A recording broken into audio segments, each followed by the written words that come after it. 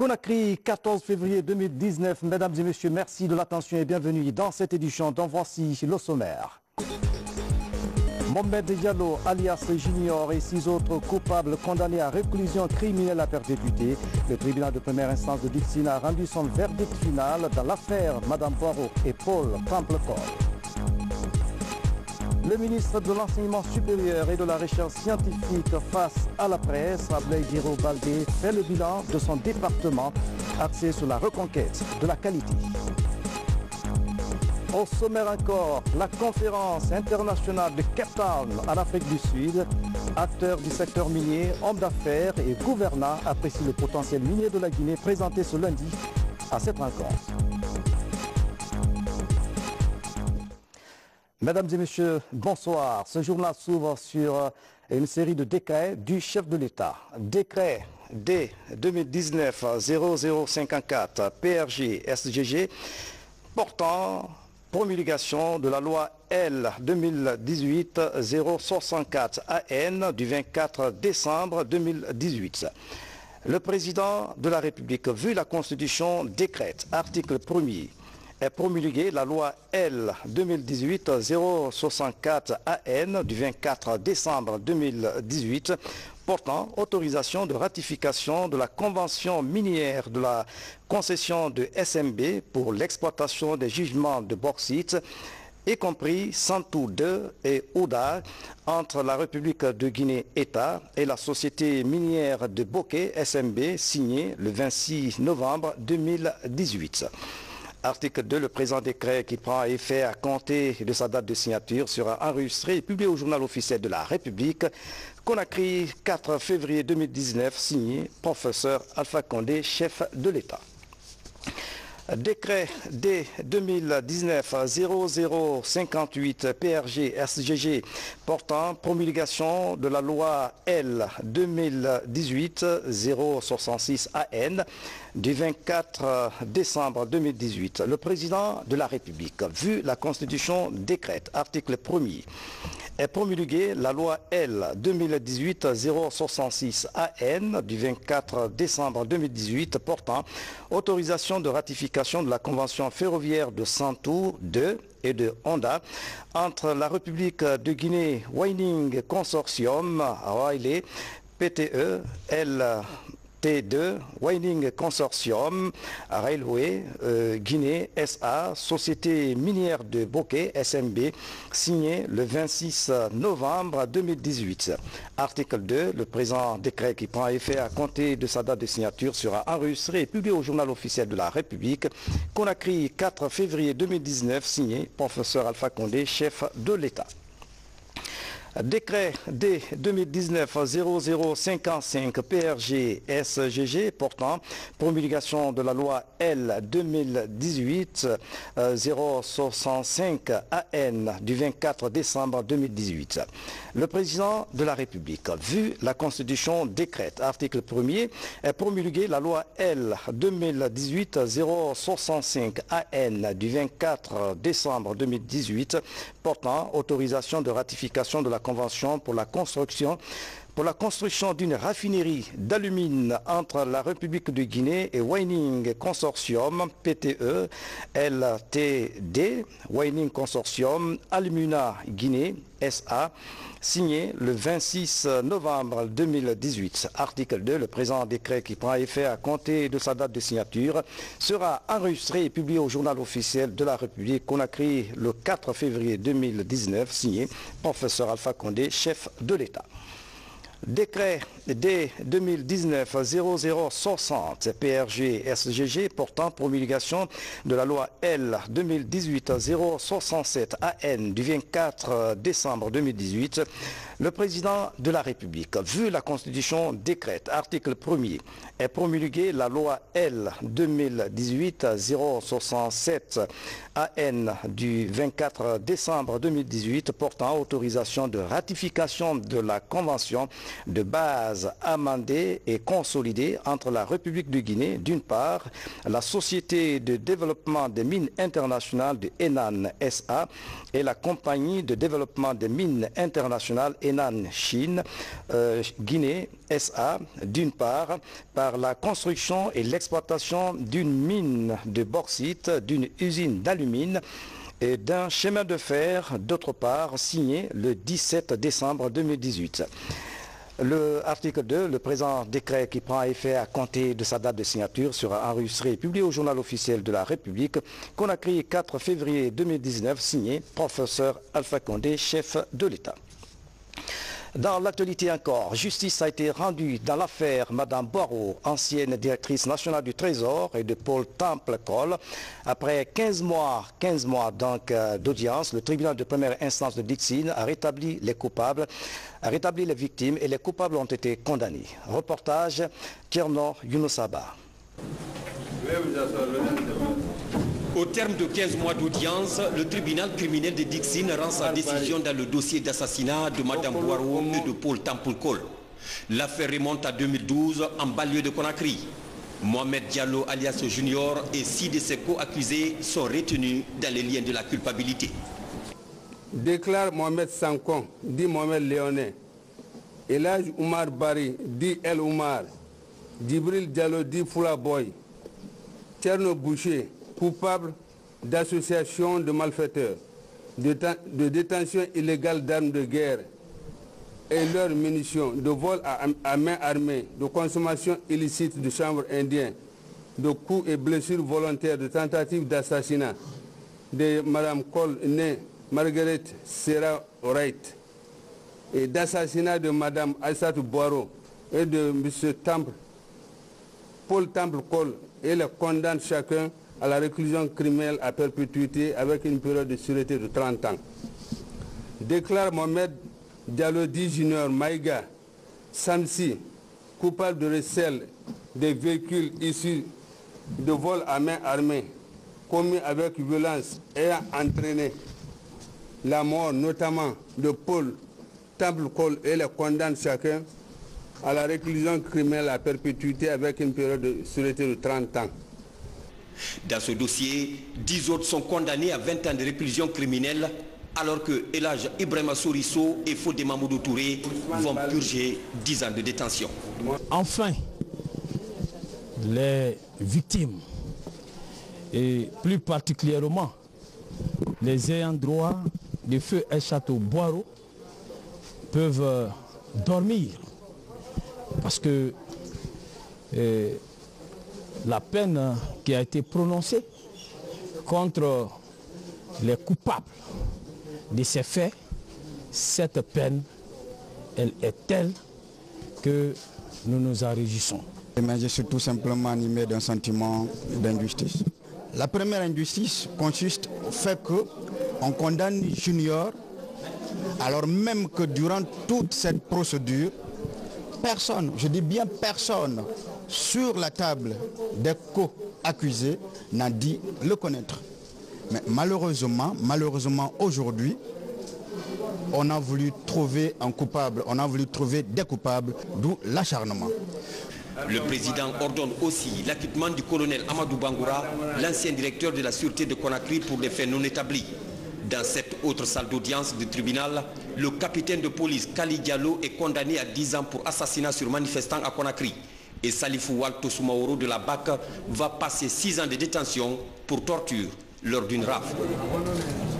Dans l'actualité encore, une mission du groupe de la Banque mondiale vient de séjourner à Guinée. Objectif est évaluer les projets énergétiques de notre pays. Elle était conduite par son directeur sectoriel chargé de l'énergie pour l'Afrique centrale et de l'Ouest. Samedi, la mission a visité les chantiers du projet Swapiti à Dubrika. Les experts de la Banque mondiale se disent impressionnés. Nabi Kamara. Le groupe de la Banque mondiale est à Conakry pour évaluer les impacts de l'appui de son institution financière sur le secteur énergétique de notre pays. Conduite par son directeur sectoriel Afrique centrale et de l'Ouest chargé de l'énergie, la mission a eu des séances de travail avec le ministre de l'énergie et de l'hydraulique. Samedi, la mission était l'hôte de Swapiti où elle est venue visiter ce grand barrage de 450 MW en construction sur le fleuve Concouré par le professeur Alpha Condé, président de la République. Un projet structurant de la Guinée qui évolue normalement sur le terrain. Aujourd'hui, on est à 179 comme la cote atteinte. Et cela est très important au moment où on est en plein étiage, où les déclenchements ont de nouveau débuté, où beaucoup de consommateurs ressentent assez d'inconfort dû au déclenchement. Vous avez vu que la cote 179 est au-delà de la cote attendue au 1er septembre 2019. Et le 1er septembre 2019, une fois de plus, c'est la date à laquelle, n'est-ce pas, Swapiti doit commencer à réguler les eaux de Caleta. Et naturellement, cette côte n'est pas atteinte sur toute la longueur du barrage, mais ce qui reste n'est plus très énorme. L'énergie doit être au cœur du développement de la Guinée et c'est ça que le président de la République a compris et c'est ça qu'il est en train de développer. Et nous sommes là, toute cette équipe que vous avez vue, Caleta 2500 travailleurs, aujourd'hui Swapiti 3500 travailleurs. Donc la Guinée est en marche. Le progrès est en marche. On a besoin de soutien de tous les Guinéens pour qu'on puisse avancer avec tout le monde. Le chef de la mission du groupe de la Banque mondiale, après la visite des chantiers, s'est dit impressionné et encouragé à soutenir les efforts du gouvernement dans son programme d'électrification de la Guinée. J'ai tenu à voir Swapiti parce que Swapiti c'est un projet structurant pour la Guinée. Vous savez tous que la Guinée est avare d'énergie, elle a des pénuries d'électricité très importantes, mais le projet était en préparation pendant plusieurs années. Je voulais voir l'état d'avancement des travaux qui m'a beaucoup impressionné. Je crois que les contrats qui ont été signés depuis seulement 3 ans, on voit que la construction tire à sa fin et que le projet va être mis en opération très rapidement. On travaille aussi sur l'électrification rurale, donc il faut non seulement faire des projets de production, mais aussi étendre les réseaux pour s'assurer que le réseau de distribution puisse arriver à toutes les communautés de la Guinée. Avant d'aller sur le terrain, la mission du groupe de la Banque mondiale a été reçue dans la salle de conférence de l'entreprise CWE, où le directeur général de Swapiti et ses chefs de département technique ont donné de larges informations sur ce projet à partir d'un diapositive. La 5e conférence de presse des membres du gouvernement ce lundi à Conakry. Le ministre de l'Enseignement supérieur et de la Recherche scientifique a présenté ce matin à la presse nationale le bilan de son département. Les grandes actions menées vont dans le sens de l'amélioration de la qualité de l'enseignement. Francis Collier a suivi les débats. C'est un ministre décontracté, maîtrisant son sujet, qui présente à la presse le bilan de 8 ans de réforme à l'enseignement supérieur et la recherche. Dans un langage accessible, Yero Baldé est revenu sur les réformes et leur impact pour une éducation de qualité. Les changements en termes de gouvernance, d'efficacité des investissements, de réalisation d'infrastructures et de formation sont rendus visibles avec des données chiffrées.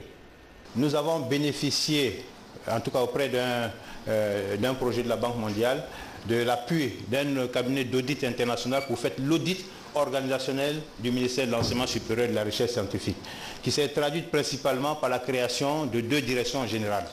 La direction générale de l'enseignement supérieur DGS et la direction générale de la recherche scientifique et de l'innovation technologique.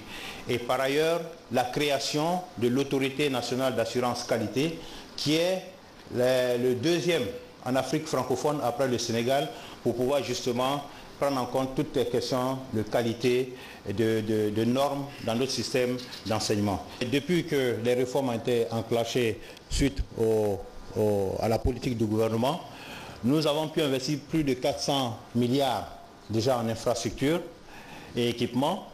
Et à la suite du recensement biométrique dans la ville, on parle de près de 30 000 étudiants fictifs, et aussi le fait qu'il n'y a plus d'orientation dans les universités privées, l'État a pu faire sur les 2 ans près de 300 milliards d'économies. Avec un budget qui passe de 400 à 900 milliards de francs guinéens, la Guinée met les bouchées doubles pour combler son retard en matière de qualité de l'enseignement supérieur. Les niveaux sont en relèvement partout en vue d'une formation qui répond aux questions de développement du pays. Un programme de 1000 PhD et 5000 masters en cours dans le souci de l'excellence. Mais des défis restent à relever. Jusque-là, les allocations aux universités sont faites sur la base du nombre d'étudiants, si je ne me trompe pas. Or, c'est difficile dans ce cas de développer des programmes de formation de qualité sans tenir compte de ce que ça coûte. Parce qu'il ne suffit pas simplement d'avoir des étudiants, mais si on prend un laboratoire de physique, qu'est-ce que ça coûte?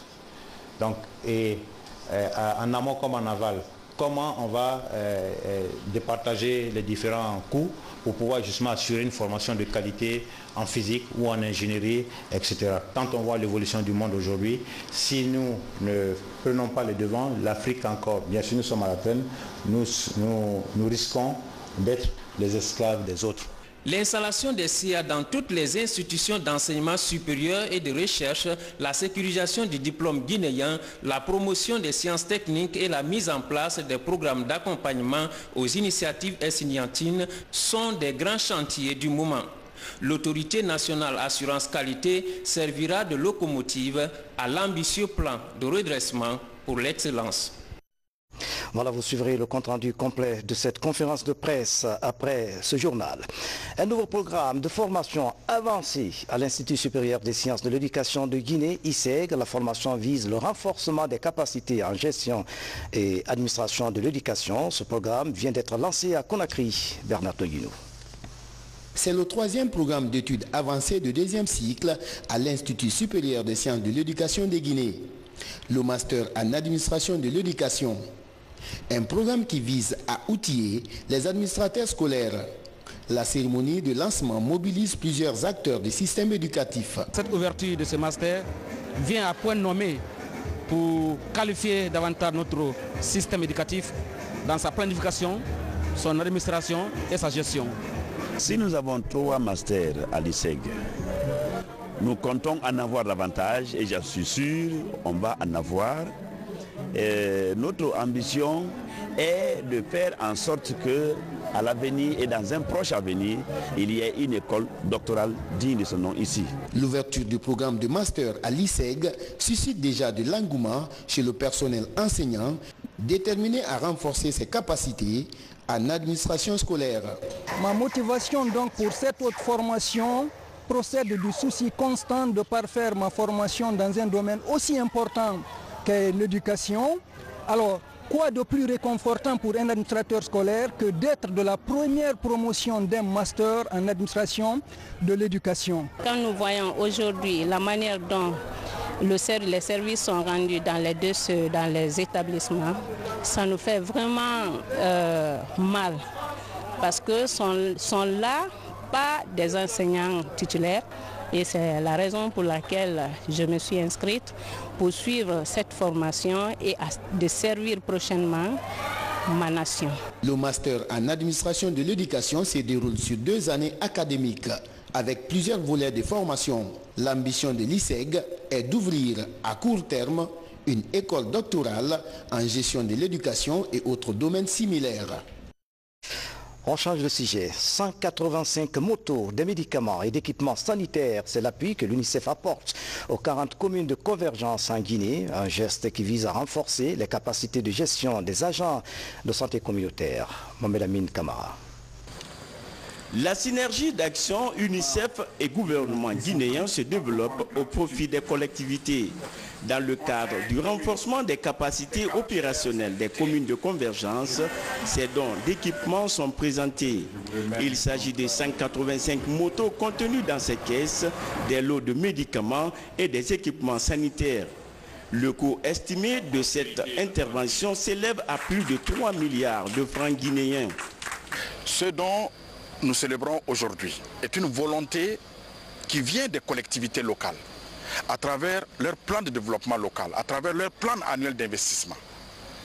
Et ces collectivités ont accepté d'assumer la compétence transférée de la santé communautaire, la santé primaire. C'est pourquoi nous nous réjouissons aujourd'hui. La décentralisation étant transversale, la coopération interdépartementale est fondamentale dans le développement des communes pilotes de convergence. Les ministres de l'administration du territoire et de la santé sont heureux de recevoir ces outils à l'action. Une bonne démarche vient donc d'être engagée pour l'effectivité du contrôle sanitaire à l'intérieur du pays, en droite ligne avec la lettre de politique sanitaire de notre pays. En droite ligne également avec la lettre nationale de politique de décentralisation et du développement local. Une complémentarité entre les deux départements, mais les deux convergeant vers le bonheur des enfants guinéens. Les communes de convergence sont appelées à être un modèle réussi de santé communautaire. Ces motos et médicaments vont très rapidement parvenir à leur destination. Le programme présidentiel d'insémination artificielle bovine se poursuit à l'intérieur du pays. Dans la préfecture de Kissidougou et Guékédou, certaines vaches prélevées sont porteuses de brucellose, une situation qui n'affecte pas le programme d'insémination. C'est du moins le constat des vétérinaires. Le reportage signé Tierno Maroufba, Mohamed Pati Kamara, Al-Gassimba. Dans les préfectures de Kissidougou et Guékédou, les résultats sur la présence de la brucellose inquiètent. Le programme d'insémination artificielle est menacé par la présence de 23 cas de brucellose. Dans ces deux localités pilotes, seules 12 vaches sont qualifiées à subir l'opération. L'existence de la maladie qui provoque l'avortement chez la vache trouble les éleveurs. Avec la présence de la brucellose dans la préfecture, c'est inquiétant, mais nous avons des solutions de rechange. Nous allons faire des tests au laboratoire pour pouvoir déceler les animaux malades des animaux sains. Et ce sont les animaux sains qu'on va inséminer pour produire du lait et de la viande en quantité pour la population. Sur les vaches saines, de nouveaux examens ont lieu. Avant l'intervention des vétérinaires pour la pose des spirales, l'appui d'un généticien est nécessaire. À l'aide de son ruban métrique, il évalue le poids de l'animal à inséminer. Cette étape permet à l'inséminateur de connaître l'endurance de la vache. Donc ces données sont très importantes pour pouvoir déterminer le progrès génétique qu'on a introduit. Parce qu'on a fait un apport de sang extérieur. Donc pratiquement, le progrès génétique doit être mesuré. Il faut qu'on soit capable de dire, voici le gain de poids qu'on a eu par rapport à la race locale. Voici la quantité de lait qui a été produite par rapport à la race locale. Donc c'est pourquoi nous introduisons dans le programme, pour appuyer le programme, la collecte des données zootechniques pour pouvoir chiffrer tout ce que nous faisons. En dépit de la présence d'une maladie animale transmissible à l'homme, les éleveurs se félicitent de l'initiative présidentielle et de la démarche des agents inséminateurs. C'est bien parce que nous sommes été sensibilisés, notre groupe, les membres du groupement ont été sensibilisés pour dire que vraiment si l'insémination se fait, non seulement ça va améliorer nos races, on va trouver des métis à travers de l'insémination et les poids vont s'augmenter. En même temps, la production du lait va s'augmenter. Et ça va améliorer les revenus de nos membres de le groupement. Après la région du Fouta et de la Forêt, le programme d'insémination artificielle se poursuit dans les préfectures de Kankan, Kouroussa et Forekaria. La mission de vétérinaire a déjà les rapports des prélèvements réalisés dans ces localités. Célébration ce lundi 4 février de la journée mondiale de lutte contre le cancer. En Guinée, le taux de prévalence est de 74 cas pour 100 000 habitants. Pour inverser la tendance, les autorités sanitaires misent sur la sensibilisation autour des facteurs de risque du cancer. Adia Toubari. Le cancer de la prostate, du foie, du col de l'utérus, du sein et du côlon gagne du terrain en Guinée. 7300 nouveaux cas sont dépistés chaque année au niveau des structures sanitaires du pays. 6000 patients cancéreux décèdent suite à cette maladie selon le registre national du cancer. Des statistiques qui font du cancer aujourd'hui un problème de santé publique. Si rien n'est fait, ces chiffres seront doublés d'ici 2030. Cela signifie que le manque d'intervention efficace en faveur du cancer peut entraîner des pertes en vies humaines ainsi que des problèmes économiques énormes. Le cancer est une maladie non transmissible. La consommation du tabac, l'alimentation pauvre en fruits et légumes, mais surtout l'absence d'activité physique régulière sont les principaux facteurs de risque de la maladie. Des facteurs méconnus chez bon nombre de personnes. La pratique d'une activité physique régulière permet, en éliminant l'excès de mauvaise graisse dans l'organisme, de lutter contre l'obésité. Le tabac est impliqué dans la genèse de plus de 80% des cancers dans le monde. L'absence de consommation des fruits et légumes entraîne un déficit de vitamines A et C, indispensable pour éliminer les déchets et renforcer la résistance de l'organisme. Chez les patients, le dépistage précoce du cancer permet de rompre l'évolution des cellules cancéreuses. Dans les centres de cancérologie, les malades sont soumis à la chimiothérapie, le seul mode de traitement dont dispose le pays. Un traitement lent et surtout coûteux. Autre chose au plan national, fin de stage de formation pour 3 promotions à l'école nationale de gendarmerie de Kalia. Elle a permis d'améliorer les capacités opérationnelles des unités mobiles. C'est une initiative du haut commandement de la gendarmerie nationale. Sergent-chef Lamine Sana Kamara est correspondant de la presse militaire. La gestion des mouvements de foule et la lutte contre les travers sociaux sont des missions dévolues aux unités de gendarmerie. Et pour mieux gérer ces différents cas, le haut commandement de la gendarmerie nationale, en collaboration avec la coopération militaire française, démultiplie la formation de ses agents, histoire de les rendre plus aguerris et professionnels. Ces différents stages dont vient de bénéficier 175 gendarmes visent à qualifier et à outiller le personnel de la gendarmerie mobile de nouvelles techniques professionnelles en conformité avec le cadre légal en vigueur en vue d'un meilleur accomplissement des missions régaliennes de la gendarmerie. Ces stagiaires sont heureux de recevoir leur diplôme au terme de longs mois d'efforts physiques et intellectuels, parfois dans des conditions météorologiques contraignantes. Une formation qui s'inscrit en droite ligne de la réforme du secteur de sécurité. Dans le cadre de la réforme, la formation initiale et continue est indispensable pour leur permettre d'assumer ces missions avec savoir-faire et professionnalisme dans le cadre du respect des règles de déontologie, des droits de l'homme et de l'état de droit. Je voudrais remercier les commandements de tous les états-majors et plus particulièrement celui du haut commandement de la gendarmerie nationale, direction de la justice militaire, pour tous ces efforts de formation dans le cadre de la mise en œuvre du programme du département de la défense nationale. Je remercie aussi les pays amis et partenaires dont l'appui inlassable permet à notre programme de réforme du secteur de sécurité de faire école dans la sous-région. Ces 175 stagiaires composés d'officiers et de sous-officiers ont suivi les formations suivantes. Cours de futurs commandants d'unité mobile, deuxième du genre, le diplôme d'armes pour la 8e et la 9e promotion. Pour rendre cette rencontre plus belle, les apprenants ont mis en exergue quelques notions apprises durant leur stage, notamment la gestion d'une manifestation de rue. À présent, voici les nouvelles nationales traitées sous forme de télégramme en images, commentées par Alpha Isiagaba.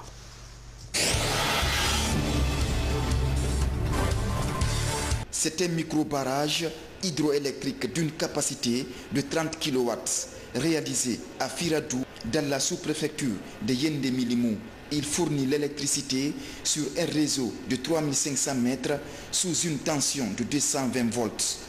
Le projet est conçu et mis en œuvre par un fils du terroir. De l'université, je me suis dit de chercher un emploi.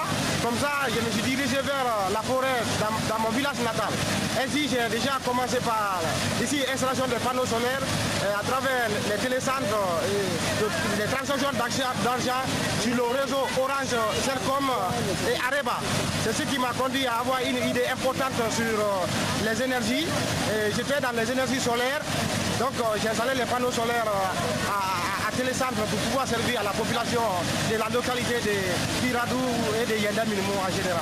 Donc ainsi, je me suis dit à un problème qui m'est rencontré sur champ, c'est quoi? Comment fournir de l'électricité à toute la population.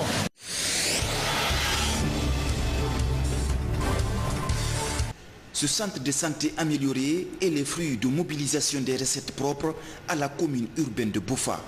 Il est entièrement rénové et les équipements viennent progressivement. Le maire de la localité insiste sur l'entretien de cette infrastructure. Ce sont les ressources des populations de Boffa. Donc c'est leur fruit, c'est leur contribution. Encore c'est réalisé pour, non seulement par eux, mais pour eux. Donc nous les invitons à entretenir cette infrastructure parce qu'il ne s'agit pas d'en avoir, mais il s'agit aussi d'entretenir. Parce que d'autres aussi attendent.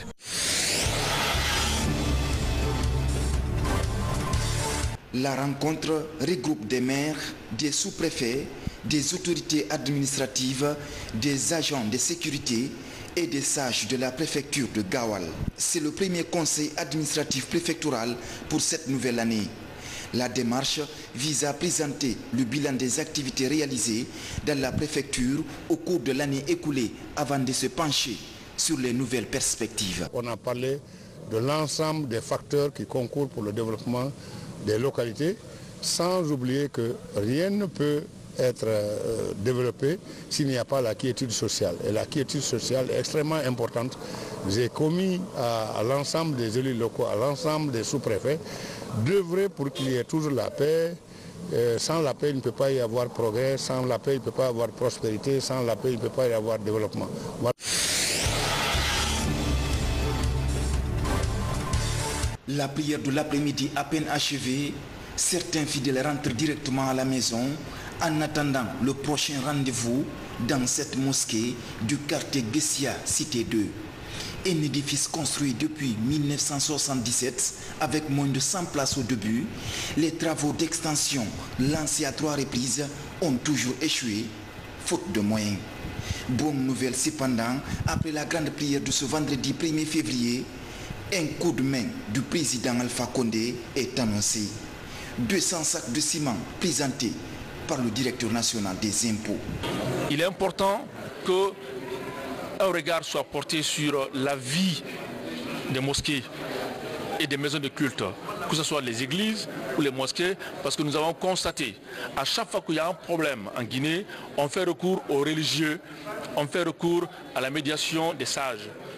Au moment de paix, c'est important aussi de penser à cette couche-là, de penser à cette catégorie de population, parce que l'équilibre social dépend aussi des prières que nous implorons tous les jours à travers ces gens-là.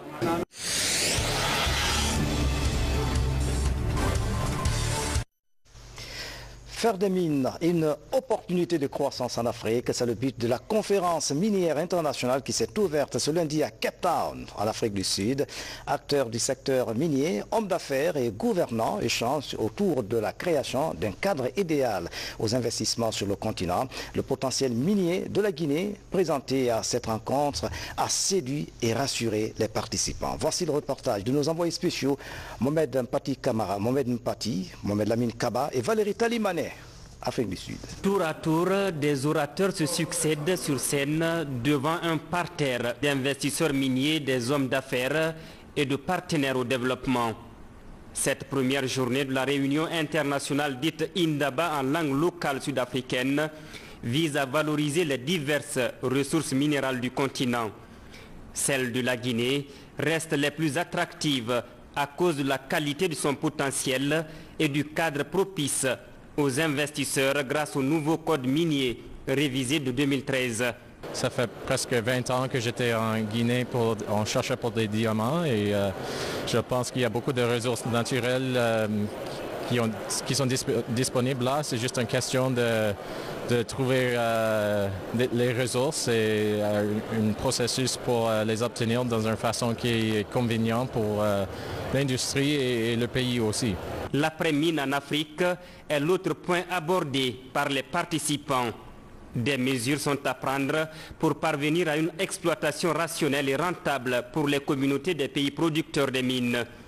Devant le groupe de la Banque mondiale, la République démocratique du Congo et la Guinée déclinent de nouvelles orientations d'exploitation dites intelligentes. Faire en sorte que les hommes dans leur contexte puissent mener des activités avec beaucoup plus d'attention sur les effets, soit des gaz à effet de serre ou toute activité dévastatrice de l'écosystème. Faire en sorte que les sociétés minières dans leur activité puissent réduire au maximum possible sur le plan technologique, faire en sorte que le suivi de ces plans de gestion soit vraiment respecté. Sur plus de 28 délégations, notre pays est cité comme une référence en Afrique pour ses performances. Pour s'y maintenir, l'État guinéen a mis en place en décembre 2018 des structures comme le Fonds de développement économique local FODEL et la bourse de sous-traitance afin de relever le défi du développement socio-économique à la base. Valérie Tali Manet et Momelamine Kaba, nos envoyés spéciaux à Cape Town, merci. La préfecture de Kissidougou a un nouveau Sotikemo, son nom, Boura Keïta. Il remplace le doyen Kissi Kaba Keïta, décédé l'année dernière. Descendant du fondateur de Kissidougou, Boura Keïta a passé 34 ans de vie dans la préfecture de Koya. Ibrahima Keïta, reportage. Depuis la mort de Kissi Kaba Keïta, ancien Sotikemo de Kissidougou, au mois de décembre dernier, la ville de Faramaya était sévrée. Et pour faire face à ce vide social, le Conseil des sages, après méditation, décide logiquement que la succession soit assurée par cet autre fils du terroir résidant depuis 34 ans dans la commune urbaine de Koya. Il s'agit de El Hadj Boura Keïta, descendant de Kissi Kaba Keïta et âgé de 85 ans aujourd'hui. El Hadj Boura Keïta est un fonctionnaire à la retraite qui, après la période coloniale, a intégré l'administration publique de son pays. Et pour son retour au bercail, afin d'assurer la mission de ce document, la notabilité de Kissidougou a dépêché une équipe de fils résidents associés aux ressortissants à Conakry auprès du Conseil des sages de Koya. Les sages des 3 grandes familles de Kissidougou, Faramaya Feresola Intia, nous ont mandatés pour venir rechercher la main de notre père, notre fils El Hadj Boura Keïta, à poursuivre la succession logique du pouvoir patriarcal à Kissidougou. Pour la population de Soumbouya, la démarche de la notabilité de Kissidougou s'inscrit dans le cadre du renforcement du tissu social, car la Guinée est une famille. Quand on voit un fils de Kissidougou qui est resté longtemps dans Soumbouya, et qu'on vient lui demander aujourd'hui de rejoindre le bercail, nous, ça nous reconforte. Intégrer la société soumbouanaise, la société de Koya, la société guinéenne, comme on le dit souvent, que la Guinée est une famille. Le ministre conseiller du président de la République a quant à lui transmis les salutations et les encouragements du chef de l'État. Selon lui, cette démarche est soutenue par le président de la République, le professeur Alpha Condé. Il y a une délégation de Kissidougou qui se trouve ici pour venir chercher le doyen du village, le nouveau Sotikemo de Kissidougou. Donc nous sommes venus assister à cette cérémonie, faire les bénédictions du président de la République et pour le bonheur et qu'il ait la force de travailler dans ses nouvelles fonctions. C'est donc dans une véritable ambiance de reconnaissance pour le comportement responsable que les différents intervenants ont salué les qualités du prochain patriarche de Kissidougou, El Hadj Boura Keïta. Voilà, c'est la fin de cette édition à tous. Merci de nous avoir suivis. Excellente soirée, où que vous soyez dans le monde. À demain.